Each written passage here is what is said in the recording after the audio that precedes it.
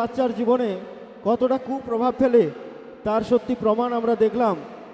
আশা রাখবো আগামী দিনে পরিবারের অভিভাবক কিংবা অভিভাবিকাগণ যিনারা আছেন, ছোট ছোট বাচ্চা খাওয়া দাওয়ার সময় কিংবা খেলাধুলার সময়টা তাদেরকে খেলতে দিন, ও নিজেদের ব্যস্ততা মোবাইল ফোনে না দেখিয়ে তাদের সঙ্গে একটু মিশুন, তাদের সঙ্গে একটু খেলুন। দেখবেন তারা ঠিক আগের মতো হয়ে উঠছে। আপনারা ব্যস্ততা থাকার জন্য তারা মোবাইল ফোন কিংবা এই ধরনের সোশ্যাল মিডিয়াতে নিজেদের সময়টা অতিবাহিত করছে।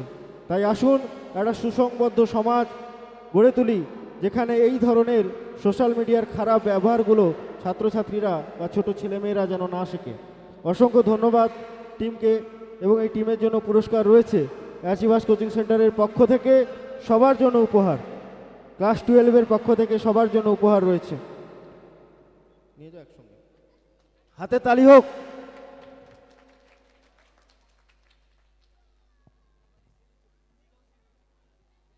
এরপর পরবর্তী নৃত্য